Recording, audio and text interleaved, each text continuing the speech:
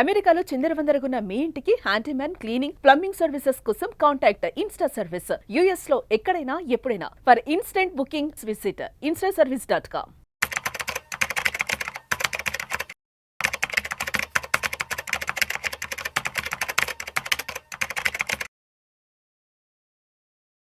Sir Ramachandramurthy గారు నమస్తే sir. నమస్తే కృష్ణ గారు. రామచంద్రమూర్తి గారు, బంగారం వెండి ధరల గురించి కాస్త డీటెయిల్ గా మాట్లాడుకుందాం ఈ వీడియోలో. జస్ట్ ఒక వారం 10 రోజుల క్రితం వరకు కూడా బంగారం వెండి ధరలు ఏ స్థాయిలో పెరిగాయో చూసాము. ఎస్, గోల్డ్ విషయానికి వస్తే దాదాపు 1,80,000 రూపాయల వరకు వెళ్ళింది. 2 లక్షల వరకు రీచ్ అయిపోతున్నాం అనుకున్నాం. తర్వాత సిల్వర్ చూస్తే ఆల్మోస్ట్ 4 లక్షలు 4,20,000 రూపాయల వరకు వెళ్ళింది ఒక 5-6 రోజుల క్రితం వరకు. బట్ ఇప్పుడు సిచ్యువేషన్ ఏంటంటే దగ్గర బంగారం 1,80,000 నుంచి ఇవాళ మళ్ళా 1,57,000 58,000 వచ్చేసింది. అదేవిధంగా వెండి విషయానికి వస్తే 4 లక్షల నుంచి ఇవాళ మళ్ళా దాదాపు 2,76,000 రీచ్ అయింది. సార్ అంటే ఇవాళ ఒక్కరోజు చూస్తే మార్నింగ్ ఏమో 2,40,000 రూపాయలు ఉండింది. మళ్ళీ మధ్యాహ్నం 3:30-4 గంటలకి మళ్ళీ 2,76,000 వచ్చింది. అంటే ఒక 4-5 రోజుల నుంచి బంగారం వెండి ధరలు ఎలా ఉన్నాయంటే మార్నింగ్ ఒక రేటు ఉంటుంది, మధ్యాహ్నం ఒక రేటు ఉంటుంది, సాయంత్రం ఒక రేటు, రాత్రికి ఒక, అంటే ఒకే రోజులో ఒక 2 సార్లు తగ్గుతుంది, ఒకే రోజులో ఒక 2 సార్లు పెరుగుతుంది. అంటే మామూలుగా ఎప్పుడైనా మనం బంగారం వెండి ధరల గురించి ఒక 24 అవర్స్ టైం డ్యూరేషన్ తో మనం చూసుకునే వాళ్ళం ఒకప్పుడు. అంటే నిన్న ఇంత రేపు ఇంత ఇల్లుండ అన్నట్టుగా మాట్లాడుకున్నాం.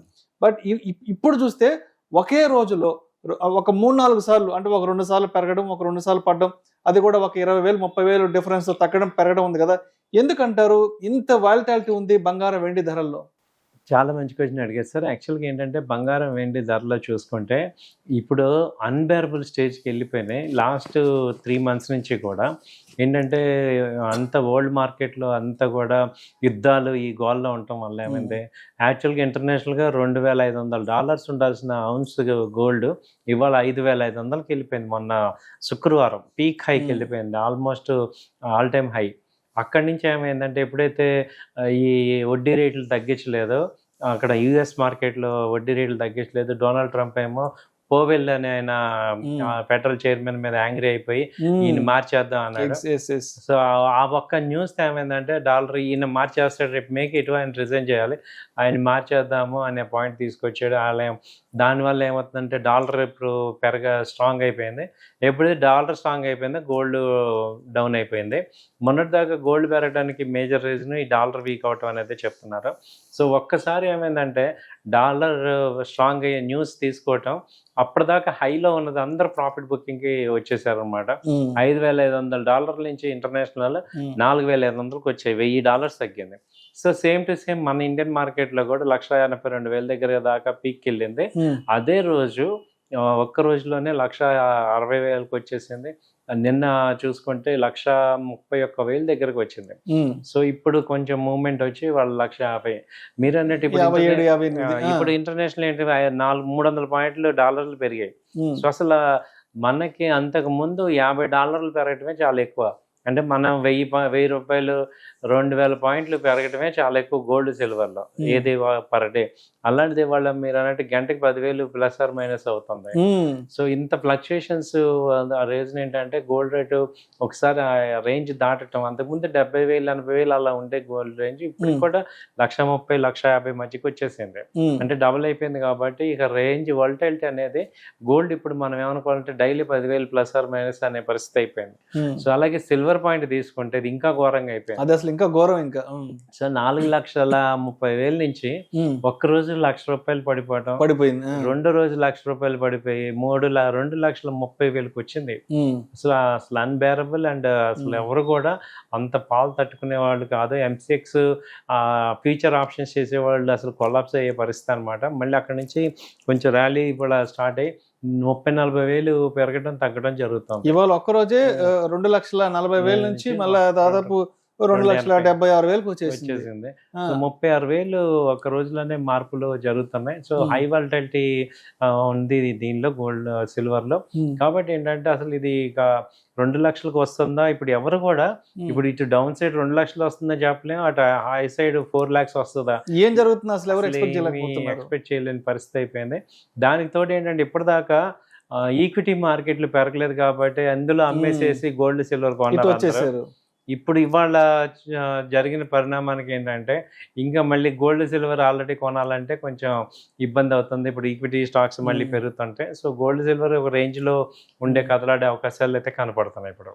అంటే ఇప్పుడు రామచంద్రమూర్తి గారు ఇప్పుడు గత సంవత్సర కాలంగా ట్రంప్ ఇబ్బందుల వల్ల మార్కెట్లు అంతా కూడా అతలాకుతలం అయ్యాయి కాబట్టి ఎస్పెషల్లీ మన ఇండియన్ మార్కెట్స్ కూడా బాగా వాలటాలిటీని ఫేస్ చేసాయి.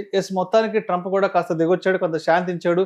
ఇక్కడ నుంచి నేను 18% మాత్రం విధిస్తానంటూ కూడా ఒక మంచి శుభవార్త చెప్పాడు. శుభ పరిణామం మార్కెట్లకు ఎంటర్ అయిపోయింది కాబట్టి అంటే మళ్ళీ రేపటి నుంచి మార్కెట్లు కనుక కంప్లీట్గా మంచి పాజిటివ్ ర్యాలీలో మంచి బుల్ ర్యాలీలో కనుక వెళ్ళగలిగితే మళ్ళీ ఇప్పుడు ఈ మెట్లల్లో జరుగుతున్న ఇన్వెస్ట్మెంట్స్ అంతా మళ్ళీ మార్కెట్స్లోకి డైవర్ట్ అయ్యే అవకాశం ఏదైనా ఉందంటారా? ఉంటుంది సార్. అది ఇప్పుడంటే ఉన్నది ఏంటంటే మెటల్స్ ఇప్పుడు ఎవరికైనా కానీ ఉన్న ఆప్షన్స్ 3. అటు మెటల్ కానీ ఇటు స్టాక్ మార్కెట్ లేదంటే ల్యాండ్. ఇక ఈ ల్యాండ్ ఇటు ఇప్పుడు అయిపోయింది కాబట్టి ఇటు నుంచి ఇటే ప్రెసెంట్ మూవ్మెంట్ ఉంది. అయితే ఇప్పుడు మెటల్స్లో కొంత తగ్గే అవకాశం కనపడుతుంది స్పీడ్.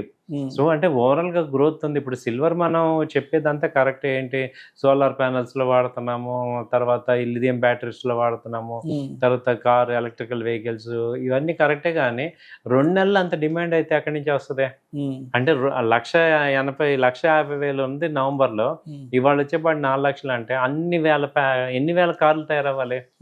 సో అంటే ఇది సస్టైన్ డిమాండ్ ఉంటే రోజు కొంత గ్రో అవుతుంటే అది నిలబడుతుంది. ఇప్పుడు ఏంటంటే ఒక హైప్ మీద వచ్చిన రేట్లు కాబట్టి ఇవి ఒరిజినల్ రేట్లు అవ్వవు. సో ఇవేంటంటే కొంత హైప్ క్రియేట్ అయ్యాక నార్మల్ రేట్లకు వచ్చి అక్కడి నుంచి గ్రోత్ వస్తుంది అనమాట దేనిలో అయినా. సో అలా ఇప్పుడు ఏమవుతుందంటే ఈ మార్కెట్లో ఒరిజినల్ రేట్ అనేది ఇప్పుడు డిరైవ్ అవుతుంది సిల్వర్ కానీ గోల్డ్ కానీ దాన్ని బేస్ చేసుకుని. ఎందుకంటే మేజర్గా వీక్ హ్యాండ్స్ అందరూ కూడా ఇక మార్కెట్లో అక్కడక్కడ డబ్బులు తెచ్చి ట్రేడ్ చేసే వాళ్ళందరూ ఇక పారిపోతున్నారు. అందరూ కూడా అయిపోయారు అనమాట. ఆ హైప్ని దెబ్బతింటాం కదా. ఎందుకంటే హై రేట్లో కొన్నాళ్ళు ఇప్పటికీ చాలా మంది 4 లక్షలు 3 లక్షల నుంచి చాలా మందికి బయింగ్ స్టార్ట్ చేశారు. యాక్చువల్ గా ఆ రేట్ చాలా హై అని మనకు తెలుసు, కానీ బాగా వచ్చేసింది రేట్. ఆ ఊపు అలా వస్తుంది అనమాట. సో ఇప్పుడు ఇది 2,50,000కి వచ్చింది కాబట్టి ఇప్పుడు ఇది ఎక్కడ ఉంటుంది ఏంటి అనేది ఒక 4-5 రోజులు, ఒక 1 వీక్ ఆగితే గానీ దీని డైరెక్షన్ తెలియదు. సో ప్రెసెంట్ ఇక్కడ కన్సల్టేట్ అవుతుంటది 2.30 నుంచి 2.70 మధ్యలో కన్సల్టేట్ అవుతూ ఉంటది. సో అలా చేసుకోవచ్చు. అంటే ఇప్పుడు సిచ్యువేషన్ ఎలా ఉందంటే ఇప్పుడు మనం ఈ వీడియో షూట్ చేస్తున్నప్పుడు మాట్లాడుకున్న రేట్లు ఒక విధంగా ఉంటాయి. అవును, ఈ వీడియో ఎడిటింగ్ అయ్యి ఇది మళ్ళీ ఆడియన్స్ లోకి వెళ్ళేటప్పటికి ఒక విధంగా ఉంటాయి. అంటే అప్పటికి పెరగొచ్చు తగ్గొచ్చు. అంటే చెప్పాను కదా, అంటే ఒకే రోజులో దాదాపు ఒక 3-4 విధాలుగా బంగారు వెండి ధరలు తగ్గడం ప్రయాణం జరుగుతున్నాయి. బట్ చూద్దాం, మొత్తానికి ట్రంప్ అయితే ఇండియన్ మార్కెట్స్ కి ఒక మంచి పాజిటివ్ న్యూస్ ఇచ్చారు కాబట్టి రేపటి నుంచి ఈక్విటీ మార్కెట్స్ లో ఏదైనా మంచి ర్యాలీ వచ్చి అటు మెటల్స్ లో ఇన్వెస్ట్మెంట్స్ మొత్తం కూడా ఈక్విటీలోకి వచ్చే అవకాశం ఉంటే సో ఆబ్వియస్ గా మెటల్ ప్రైసెస్ ఏమో తగ్గే అవకాశం తగ్గుతాయండి. తగ్గటం వల్ల ఏంటంటే మన ట్రేడర్స్ అప్ అండ్ డౌన్ అవటం వేరే విషయం, కానీ ఇప్పుడు ముహూర్తాలు వాళ్ళందరికీ కూడా చాలా పెళ్లిళ్ళు చేసిన వాళ్ళకి నిజంగా గోల్డ్ కొనుక్కునే వాళ్ళకి ఇది మంచి తగ్గటం అనేది చాలా సూపర్ గా ఉన్నాము. ఎందుకంటే 1,80,000 అంటే అసలు కొనలేని పరిస్థితి, అన్బేరబుల్ కదా. 1,80,000 82,000కి వెళ్ళిపోయింది, చాలా అన్బేరబుల్. ఈ రెండోది పెళ్లి చేయాలంటే కంపల్సరీ గోల్డ్ కావాలి మన హిందువుల పెళ్లిళ్ళు అంటే. అలాంటప్పుడు 40,000 తగ్గటం అంటే 10 గ్రాముల రేటు చాలా మంచిగా తగ్గింది. సో అది నిలబడి కొంచెం ఈ మార్చి ఏప్రిల్ వరకు కూడా ఈ లో లెవెల్స్ లో ఉంటే అంటే అంతంత పెరగటం కూడా కరెక్ట్ కాదు ఎకానమీకి. ఎస్పెషల్ గా మనకి ఏంటంటే ఇంపోర్ట్స్ ఎక్కువ మనకి ఎఫెక్ట్ అవుతున్నాయి, కరెంట్ అకౌంట్ డెఫిసిట్ ఎక్కువ అవుతుంది, రూపీ ఇంప్రూవ్ అవుతుంది. సో గోల్డ్ అంత ఎక్కువ పెరగటం ఇండియాకి మంచిది కాదు. అంటే ఒక కామన్ మ్యాన్ ఒక వస్తువు కొనలేని విధంగా వెళ్ళలేకపోవడం అది కరెక్ట్ కాదు ఎకానమీకి. ఏదైనా సరే అందరికి అందుబాటు ధరల్లో ఉండాలి, కానీ దాన్ని మనం క్యాచ్ చేయలేని విధంగా అది ఉంటే కరెక్ట్ కాదు ఎకానమీకి. ఇంకోటి ఏంటంటే గోల్డ్ కి ఏంటంటే ఇప్పుడు రేపు పొద్దున్న 1,20,000 వచ్చినా అందరం కొనలేము, కొనం కూడా. ఎందుకంటే అవసరాన్ని మించి కొనం, అది డెడ్ ఇన్వెస్ట్మెంట్.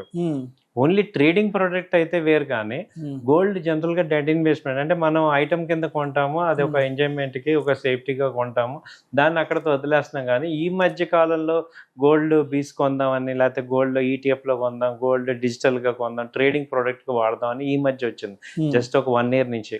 అంతకుముందు గోల్డ్ అంతా మనకి ఇన్వెస్ట్మెంట్ లాంగ్ టర్మ్ ప్రోడక్ట్. ఇప్పుడు మన పిల్లలకి ఇప్పుడు ఎప్పుడైతే నెసరీయో ఆ రోజు రేటుని బట్టి తీసుకునే అలవాటు ఉంది మనకి. లేదు కొంతమంది పొదుపు చేయడం అనేది చాలా తక్కువ మంది చేస్తుంటారు. సో ఇప్పుడు కూడా మళ్ళీ అదే పాయింట్లో రావాలి, కానీ ఎక్సెస్గా గోల్డ్ కొనటం కూడా స్టోర్ చేయటం కూడా ఫిజికల్గా కరెక్ట్ కాదు. సో డిజిటల్గా చేసుకోవచ్చు, కానీ ఫిజికల్గా చేయటం వల్ల ఎకానమీకి అది అమౌంట్ని బ్లాక్ చేసినట్టే. ఇప్పుడు అదే అమౌంట్ వేరే ఇన్వెస్ట్ చేయటం వల్ల ఆ అమౌంట్ యూజ్ అవుతుంది. సో ఎవరైతే ఇన్వెస్ట్ చేయదలుచుకున్నారో వాళ్ళు డిజిటల్ చేయటం అనేది బెస్ట్. ఎందుకంటే మంచి ఆర్నమెంట్స్ ఇప్పుడు లేటెస్ట్ ఫ్యాషన్స్ వస్తాయి. సో అవసరమైనప్పుడు కొనుక్కోవచ్చు. సో అది right sir. Thank you sir. Thank you sir.